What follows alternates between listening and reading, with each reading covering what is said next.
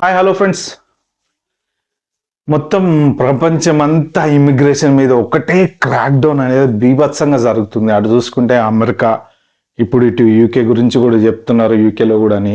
Next కెనడాలో కూడా చెప్పుకునేంత గొప్పగా ఏం లేదు. ఇంకా మిగిలిపోయిన ఆస్ట్రేలియా. సో మన బేసిక్గా మన ఇండియన్స్ వెళ్ళేటువంటి ప్లేస్లు ఏమైనా ఉన్నాయి అంటే మెయిన్ అంటే మన స్టూడెంట్స్, ఐటీ రిలేటెడ్ ఎంప్లాయీస్ ఎక్కువ వెళ్ళేది ఎటు అంటే ఫస్ట్ థింగ్ వచ్చేసి నెంబర్ 1 అమెరికా, ఆ తర్వాత యూకే, ఆ తర్వాత కెనడా. కెనడా ఎందుకు ఎక్కువ వెళ్తారు అంటే బేసిక్గా కెనడాలో కొన్ని రోజులు ఉన్న తర్వాత జంప్ అయిపోవచ్చు అమెరికా అన్న ఉద్దేశంతో. కెనడా ఒకప్పుడు ఈజీ యాక్సెస్ ఉండేది అనమాట, ఎందుకంటే అక్కడ పాపులేషన్ తక్కువ ఉండడాన వాళ్ళు బాగా అలౌ చేసేవాళ్ళు. కెనడా పిఆర్ ఇచ్చి అలౌ, ఒకప్పుడు కెనడా పిఆర్ తీసుకుని వెళ్ళేవాళ్ళు. అలా అక్కడి నుంచి నెమ్మది కొన్ని రోజులు ఉన్న తర్వాత ఇంకా పాస్పోర్ట్ వచ్చాక లేకపోతే ఇటు నుంచి యూఎస్ జంప్ అయిపోయేవాళ్ళు, కెనడా వెళ్ళి అటు నుంచి యూఎస్ జంప్ అయిపోయేవాళ్ళు అనమాట. బట్ కొంతమంది కెనడాలో కూడా సెటిల్ అయిపోయారు. సో కెనడా పరిస్థితి కూడా అంత చెప్పుకునేంత గొప్పగా అయితే ఏమి లేదు. At the same time UK అంటే ఆల్రెడీ తెలియదు ఏముంది, యూరోప్లో మొత్తం ఫుల్ బీభత్సమైన యాక్సెస్, ఎక్కడి నుంచో జనాలంతా ఇష్టం యూరోపియన్ వాళ్ళు వీళ్ళంతా ఫుల్ వచ్చారు. ఫుల్లీ క్రౌడెడ్ అయిపోయింది, ఇక్కడ ఉద్యోగాలు దొరకడం కష్టం అయిపోయింది. ఇక నెక్స్ట్ ఆస్ట్రేలియా. ఏంటంటే ఇప్పుడు కొంతమంది ఏంటంటే ఇటు పోదామా అటు పోదామా ఏనిమని గేమ్ అన్నట్టు ఏదో ఒకటి చూసి ఎక్కడో ఒకటి ఎంత బాగాలేదా మనం అటు వెళ్ళిపోదామని ఆస్ట్రేలియా వెళ్ళిపోయేవాళ్ళు. ఆస్ట్రేలియాలో కూడా ఒక 5-6 ఏళ్ల క్రితం వరకు, రీసెంట్గా 10 years బ్యాక్ వరకు డైరెక్ట్ పిఆర్ అప్లై చేసుకుని వెళ్ళే ఛాన్స్ ఉండేది. సో అలా కొంతమంది వెళ్ళిపోయి సెటిల్ అయిపోయారు. ఇలా ఎక్కడెక్కడ వాళ్ళు, ఇప్పుడు యూకే ఉంది, యూకేలో పరిస్థితులు ఇదవుతున్న కొద్దీ ఇక్కడ లోకల్గా ఉండే వాళ్ళు కూడా, అంటే ఒకప్పుడు మన తెల్లోళ్ళు వీళ్ళంతా కూడా కొన్ని ప్లేస్లకి షిఫ్ట్ అయిపోతున్నారు, మూవ్ అయిపోతున్నారు. బేసిక్గా చెప్పాలంటే లండన్లో ఆల్మోస్ట్ అసలు తెల్లోళ్ళు అనే వాళ్ళు ఎవరు లేరు. మరి వాళ్ళు ఎటు వెళ్ళారో తెలీదు, అవుట్స్కట్స్కి వెళ్ళిపోయారా, వేరే కంట్రీస్కి వెళ్ళిపోయారో తెలియదు. అలా కొంతమంది ఆస్ట్రేలియాకి షిఫ్ట్ అయ్యారని చెప్పి అనుకుంటూ ఉంటారు అనమాట. సో కాబట్టి ఆస్ట్రేలియాలో కూడా ఇప్పుడు ఓవర్ క్రౌడెడ్, ఓవర్ పాపులేషన్ అయిపోయింది. సో వాళ్ళు కూడా ఏంటంటే ఈ ఇమిగ్రేషన్ మీద క్రాక్ డౌన్ చేయాలని చెప్పేసి ఇంకా వాళ్ళు కూడా మొదలు పెట్టారు. సో మొన్న ఇప్పుడు జనవరి 1 నుంచో 10th నుంచో కొత్త రూల్స్ అయితే వచ్చినాయి. అక్కడ ఏంటంటే ఇప్పుడు ఒక 2 years పాటు ఇల్లు కొనడానికి లేదు, అంటే ఫారెన్ ఇన్వెస్ట్మెంట్ అనేది లేదనమాట. అంటే ఇప్పుడు మనము ఇండియాలో ఉండో, యూఎస్లో ఉండో, లేకపోతే ఇంకెక్కడ నుండి ఆస్ట్రేలియా ఇల్లు కొందాం అనుకుంటే ఆ ఇన్వెస్ట్మెంట్ అనేది చేయడానికి లేదు.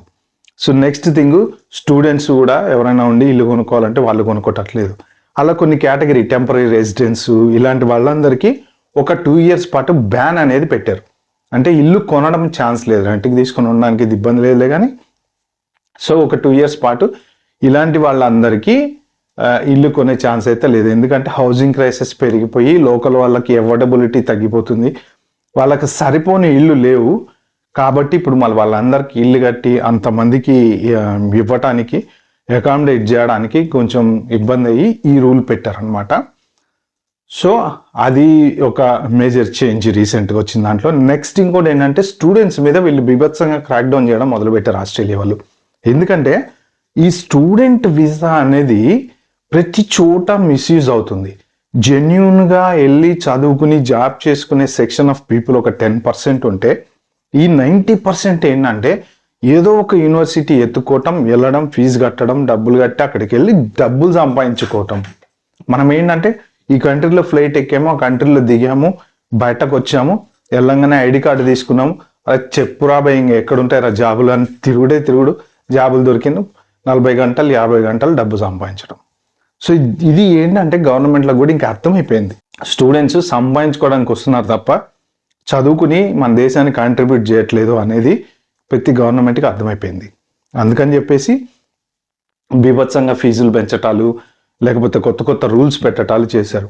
సో ఆస్ట్రేలియాలో ఏంటంటే ఇప్పుడు కొత్త రూల్ తీసుకొచ్చారు. ఏంటంటే ఇదివరకు మామూలుగా లెటర్ ఆఫ్ అప్రూవల్ అని ఒకటి ఉండేది అనమాట కాలేజ్ నుంచి, అది ఉంటే సరిపోయేది వీసా అప్లై చేయడానికి.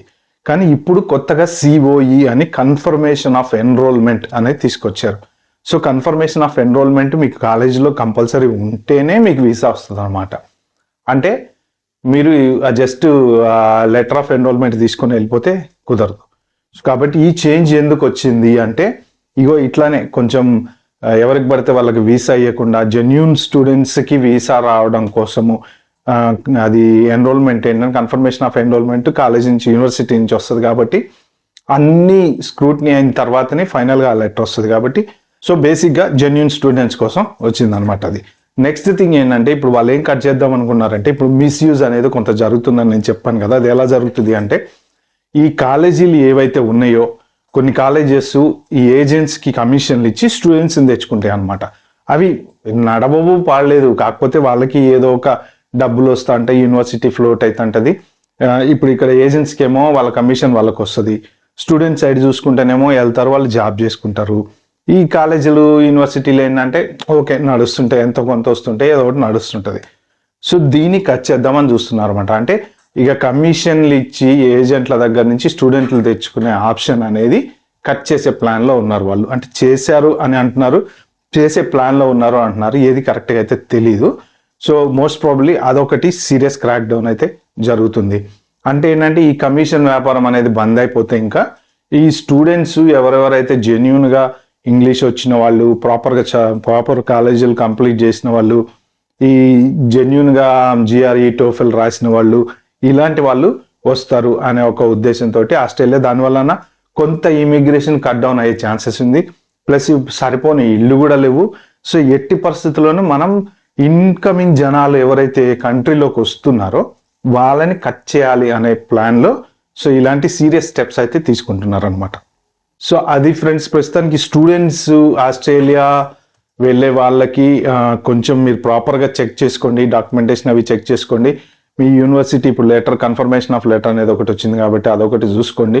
సో ప్లస్ నేను ప్రతి వీడియోలో చెప్పినట్టుగా చదువుకోవడానికే వెళ్ళండి మీరు. ఎందుకంటే చదువుకోవడానికి వెళ్తే మీకు మంచి జాబ్ వస్తుంది, లైఫ్లో మంచిగా సెటిల్ అవుతారు. మీరు ఓన్లీ డబ్బులు సంపాదించడం కోసం ఏం పెట్టుకొని వెళ్తే మాత్రం ఎక్కడో ఒకరు దెబ్బతింటారు. ఇంకా కంట్రీలన్నీ ఓవర్ఫ్లోట్ అయిపోయినాయి. ఎందుకంటే ఏ కంట్రీలో చూసినా ఒకప్పుడు జనాలు తక్కువ ఉండబట్టి స్కిల్డ్గా ఇమిగ్రెంట్స్ని అలౌ చేశారు.